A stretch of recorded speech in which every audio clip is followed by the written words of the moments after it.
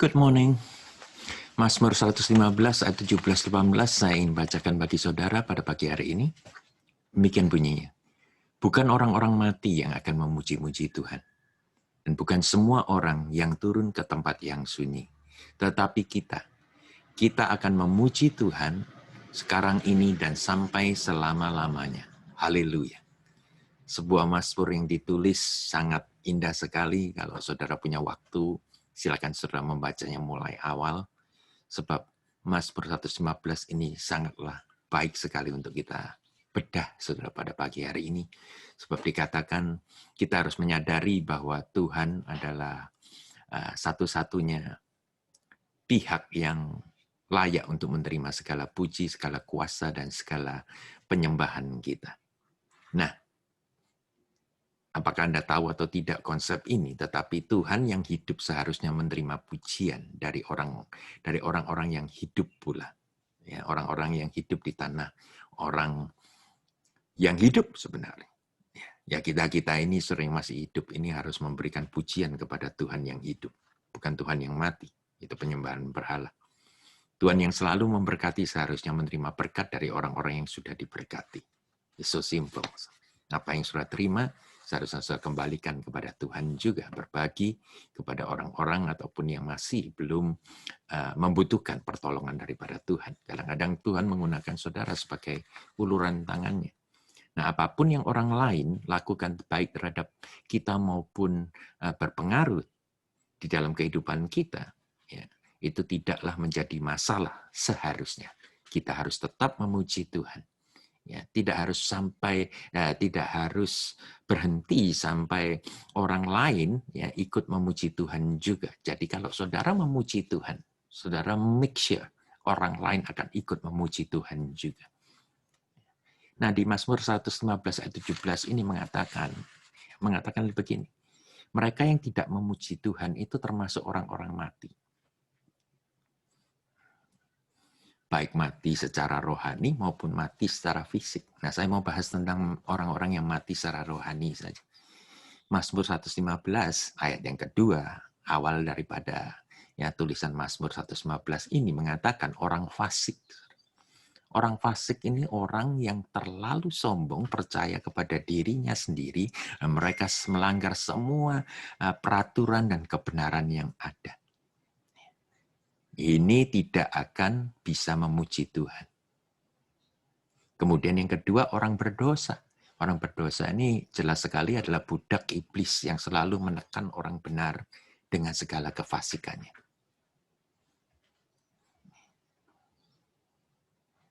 Yang ketiga adalah penyembahan berhala. Di ayat 4-7, saudara. Orang-orang yang membuat Allahnya dengan tangannya sendiri, kemudian memujanya dengan pengharapan bahwa apa yang dibuatnya itu bisa memberkati sang pembuat. Ini ridiculous. Bahkan ada konsep begini, apa yang engkau sembah, engkau akan menjadi seperti apa yang engkau sembah. Kalau engkau menyembah money ataupun uang, engkau akan menjadi orang yang mata duit. Nah, itu bicara tentang banyak kategori yang lainnya, orang-orang yang mati dalam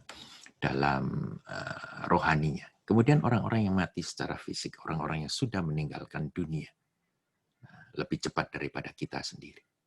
Saudara, jikalau kita dapatkan konsep bahwa hidup itu adalah kesempatan, maka orang mati tidak ada kesempatan lagi, tidak memiliki kesempatan lagi untuk memuji Tuhan. Adalah baik sekali kalau kita masih hidup ini bisa bahkan banyak memuji Tuhan. Ya. Sebab kalau kita sudah mati, game over, maka kita tidak memiliki kesempatan itu lagi. Hidup adalah kesempatan. Kesempatan untuk apa? Untuk memuji Tuhan. Yang ketiga adalah orang-orang yang tertekan, tidak bisa memuji Tuhan. Orang-orang yang masih hidup mungkin percaya, tapi hidupnya tertekan.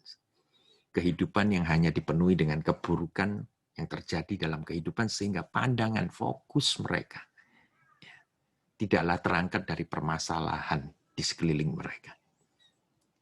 Tidak ada rasa terima kasih oleh karena hidup ini tidaklah indah dan hidup menjadi pahit.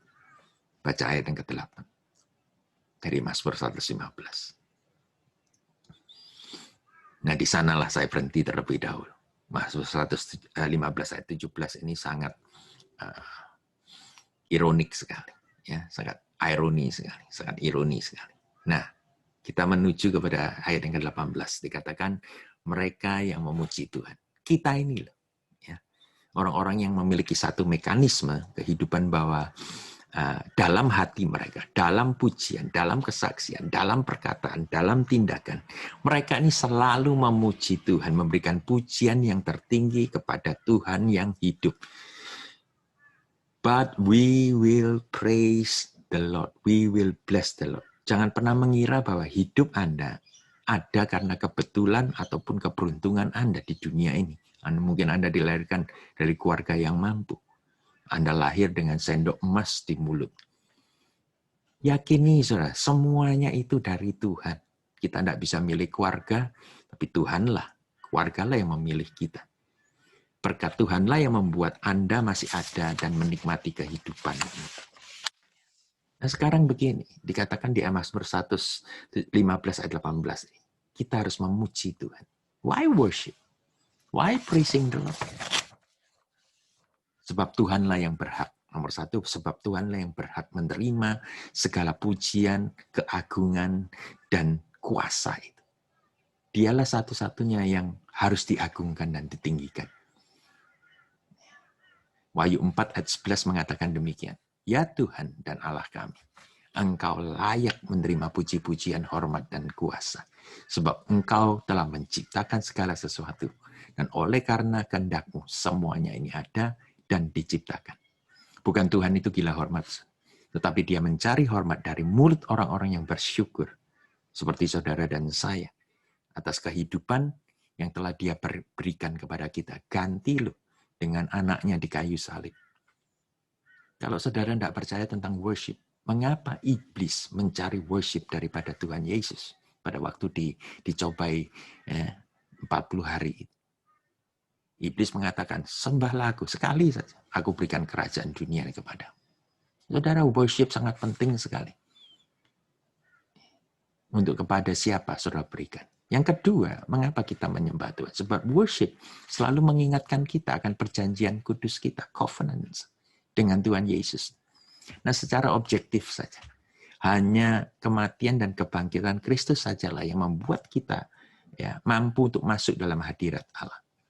Nah, jikalau kita menerima kebenaran ini, menerima kematian dan kebangkitan Kristus, maka ayat yang di Yakobus 4 dikatakan, draw near to me and I will draw near to you. Maka terjadilah satu covenant, saudara. Worship akan menjadi, akan memberikan satu perjanjian dalam kehidupan kita. Itu Mazmur 115 ayat 10 sampai 13. Yang ketiga, alasan mengapa kita menyembah Tuhan, mengapa kita memuji Tuhan adalah sebab Tuhan bertata atas pujian. Mazmur 22 ayat 3 mengatakan, padahal Engkaulah yang kudus yang bersemayam di atas puji-pujian orang Israel. Bersemayam itu istilah kerajaan. Saya cek, saudara. Saya cek bersemayam itu dalam perkataan, di Kejadian 6 ayat yang ketiga berkata demikian, Rohku tidak akan selama-lamanya tinggal. Bahasa Inggrisnya strive, bahasa Ibraninya adalah dein.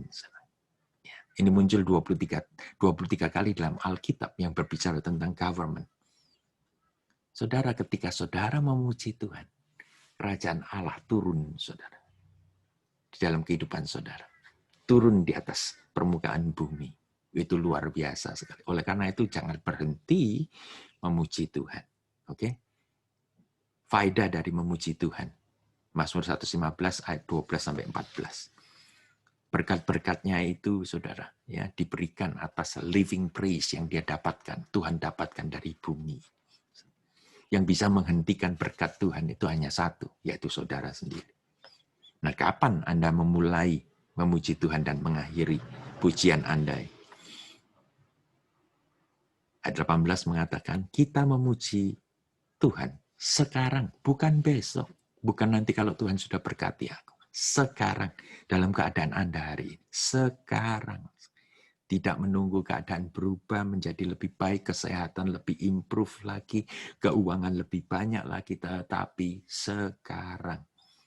Pujian juga bukan berupa lagu saja, ada beberapa di antara kita ya suaranya tidak seindah ya penyanyi-penyanyi rohani itu. Tetapi yang jelas puji-pujian itu bisa merupakan perkataan, kesaksian, pemberian, perhatian, pelayanan, and you name it.